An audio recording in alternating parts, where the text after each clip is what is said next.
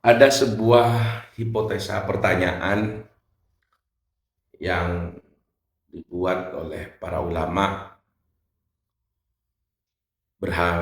berhubungan dengan hadis maktu atau asarut tabi'in atau ucapan ungkapan para tabi'in seperti Imam Ibnu Salah, Imam Al-A'mash atau Ibnu Dinar, Imam Al-Auza'i, Imam Az-Zuhri, atau Imam Ibnu Sirin, Imam Hasan Al-Basri, yang notabene mereka adalah para tabi'in, dan ungkapan ucapan para tabi'in ini di dalam kerangka hukum syariat tidak menjadi sumber hujjah atau tidak menjadi sumber argumentasi di dalam penerapan syariat. Tapi mengapa para ulama hadis masih banyak memperhatikan dan membukukannya, seperti Imam Bukhari, Imam Malik gitu. Banyak mengutip ulama-ulama tabi'in atau ulama salaf di dalam kitabnya, seperti juga Ibnu Abi Syaibah, Imam Abdul Razak di dalam kitab-kitabnya itu banyak mengutip pendapat dan ucapan para ulama tabi'in seperti Ibnu Sirin dan lain, Al-Auza'i dan Imam Az-Zuhri itu. Mengapa ini dijawab oleh para ulama? Pertama, faedah pertama, dengan dibukukannya pendapat atau ungkapan para tabi'in atau hadis maktu, minimal kita dapat memahami nisbatul mafahim lahum. Artinya kita dapat memahami bagaimana pemahaman para ulama tabi'in dalam menyikapi atau menafsiri sebuah ayat atau hadis.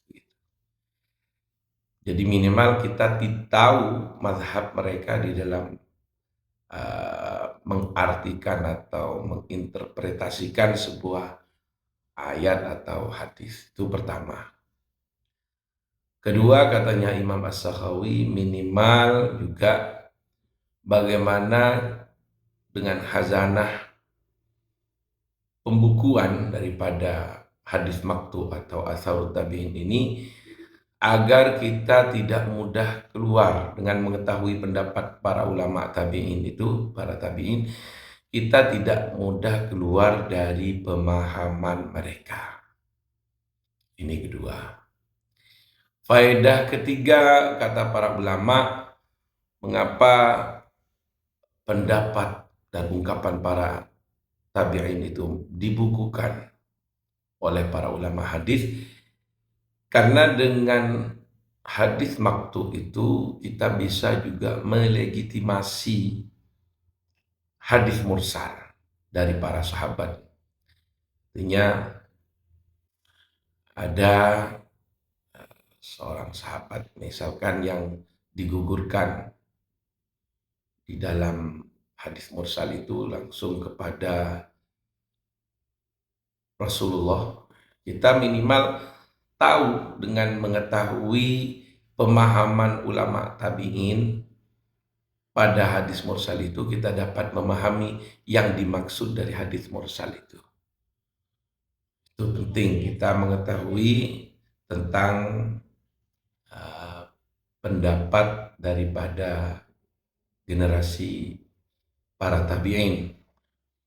Dan yang keempat, katanya para ulama, mengapa para ulama muhaddisin itu masih banyak membukukan pendapat para ulama tabi'in. Tujuannya adalah ketika ada hadis marfu, misalkan hadis yang bersumber dari Rasul, kemudian di dalam ungkapan atau sabda beliau itu ada kalimat-kalimat yang masih muhtamal, yang masih bercanggah kalau kata orang Malaysia, artinya masih memiliki beberapa kemungkinan makna. Kemudian dengan ungkapan, misalkan ungkapan atau pernyataan pendapat daripada tabi'in, kita dapat mengetahui apa yang dimaksud di dalam hadis marfu itu. Jadi itu 4 faedah untuk kita mengetahui pendapat atau hadis maktu, hadis yang bersumber daripada tabi'in. Jadi pertama, kita dapat memahami pemahaman mereka tentang sebuah ayat atau sebuah hadis. Kedua, kita dapat berhati-hati agar kita tidak mudah keluar dari pendapat para ulama tabi'in. Dan ketiga, hadis maktu itu dapat melegitimasi hadis mursal, memperkuat syawahid. Apabila inti atau esensi daripada hadis maktu itu mendukung pada hadis mursal itu.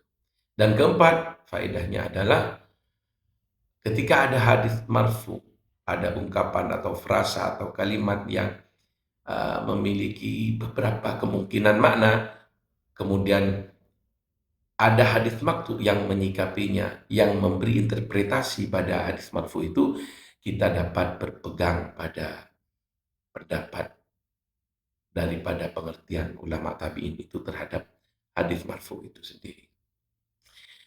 Jadi ada sebuah ungkapan yang hampir oleh orang-orang awam dinyatakan sebagai sabda Rasul. Mengapa? Karena secara esensi dan faktanya memang sangat masuk akal. Seperti pernyataan Ibnu Sirin yang berkata, inna hadzal ilma din fandur amman ta'khuduna dinakum. Fandur amman ta'khuduna dinakum. Jadi ilmu ini sebagian dari agama. Maka kamu harus benar-benar memahami ilmu itu dari orang yang memang ahli di dalam agama. Artinya di sini benar-benar Ibnu Sirin mementingkan sanad atau periwayatan hadis, sehingga kita tidak mudah berguru kepada misalkan AI atau Google atau lain sebagainya, karena ilmu, utamanya ilmu tafsir Al-Quran dan hadis, dan juga masuk di dalamnya ilmu fikih, pertama yang harus menafsirkannya adalah Rasulullah, dan setelah Rasulullah adalah mata rantai generasi sahabat tabi'in hingga sampai pada kita semua. Jadi pernyataan bahwa hadis maktu la yuhtaju bihi, hadis maktu atau pernyataan sikap pendapat para tabi'in tidak bisa dibuat hujah, maksudnya la yajibul amalu bihi, tidak wajib untuk diamalkan, tapi minimal yajuzu, boleh untuk diamalkan. Begitu kawan. Jadi bergurulah kepada orang yang memiliki sanad hingga kepada Rasulullah Sallallahu Alaihi Wasallam. Cukup demikian pagi hari Jumat ini. Assalamualaikum warahmatullahi wabarakatuh.